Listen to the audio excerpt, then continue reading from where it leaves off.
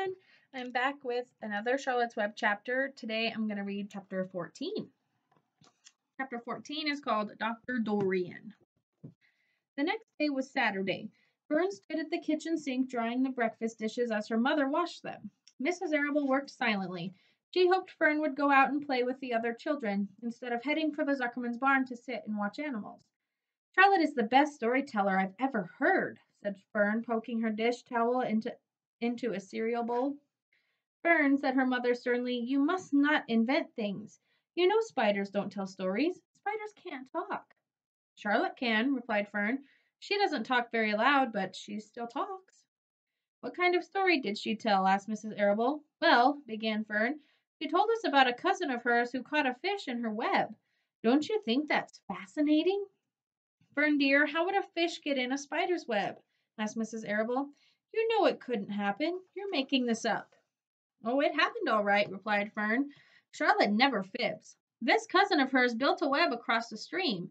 One day she was hanging around on the web, and a tiny fish leaped into the air and got tangled into the web. The fish was caught by one fin, Mother. Its tail it was wildly thrashing and shining in the sun. Can you just see the web sagging dangerously under the weight of the fish? Charlotte's cousin kept slipping in, dodging out, and she was beaten mercilessly over the head by the wild, thrashing fish, dancing in, dancing out, throwing.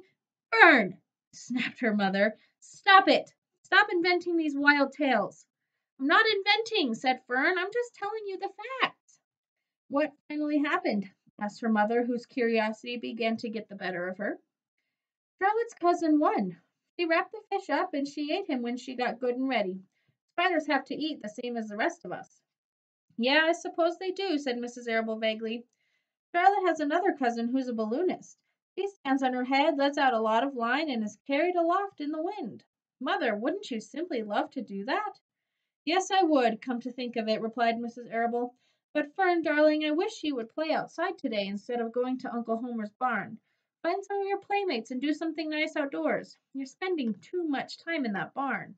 It isn't good for you to be alone so much. Alone, said Fern. Alone? My best friends are in the barn cellar. It's a very sociable place. Not at all lonely. Fern disappeared after a while, walking down the road toward Zuckerman's. Her mother dusted the sitting room. As she worked, she kept thinking about Fern.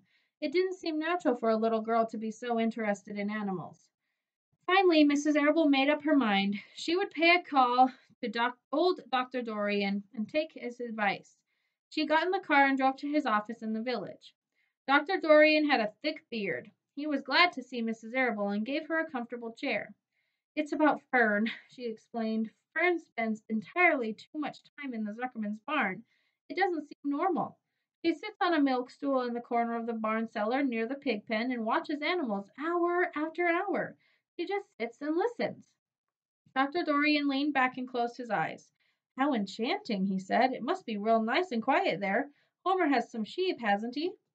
Yes, said Mrs. Arable, but it all started with that pig we let Fern raise on a bottle. She calls him Wilbur. Homer bought the pig, and ever since it's left our place, Fern's been going to her uncle's to be near it. I've been hearing things about that pig, said Dr. Dorian, opening his eyes. They say he's quite a pig. Have you heard about the words that appeared in the spider's web? Asked Mrs. Arable nervously. Yes, replied the doctor. Well, do you understand it? Asked Mrs. Arable. Understand what? Do you understand how there could be any writing in a spider's web? Oh, no, said Dr. Dorian. I don't understand it. But for that matter, I don't understand how a spider learned to spin a web in the first place. When the words appeared, everyone said they were a miracle, but nobody pointed out that the web itself is a miracle. What's miraculous about a spider's web? Asked Mrs. Arable. I don't see why you say a web is a miracle. It's just a web. Ever try to spin one? Asked Dr. Dorian. Mrs. Arable shifted uneasily in her chair. No, she replied, but I can crochet a doily and I can knit a sock. Sure, said the doctor, but somebody taught you, didn't they? Here's Dr. Dorian.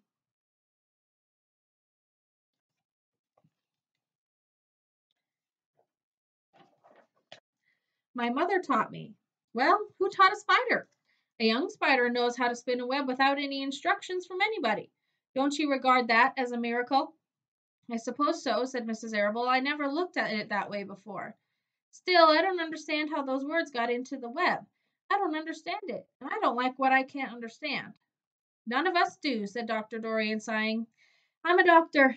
Doctors are supposed to understand everything, but I don't understand everything, and I don't intend to. I don't intend to let it worry me. Mrs. Arable fidgeted. Fern says the animals talk to each other, Dr. Dorian. Do you believe that animals talk?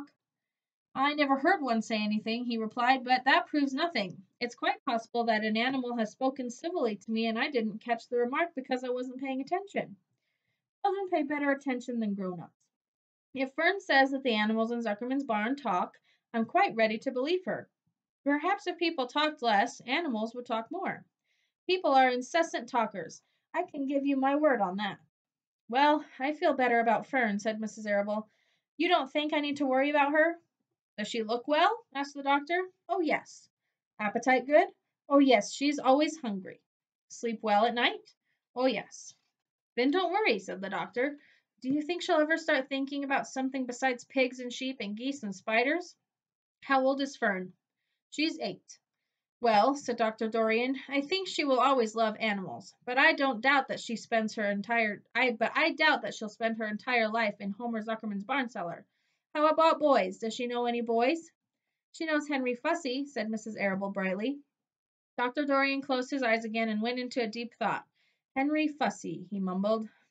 Remarkable. Well, I don't think you have anything to worry about. Let Fern associate with her friends in the barn if she wants to. I would say offhand that spiders and pigs were fully as interesting as Henry Fussy. Yet I predict that the day will come when even Henry will drop some chance remark that catches Fern's attention. It's amazing how children change from year to year. How's Avery? He asked, opening his eyes wide. Oh, Avery, chuckled Mrs. Arable. Avery is always fine. Of course he gets into poison ivy and gets stung by wasps and bees and brings frogs and snakes home and breaks everything he lays his hands on. He's fine. Good, said the doctor. Mrs. Arable said goodbye and thanked Dr. Dorian very much for his advice. She felt greatly relieved. It's the end of chapter 14. I hope you enjoyed it and remember to keep writing your summaries. I'll see you later. Bye.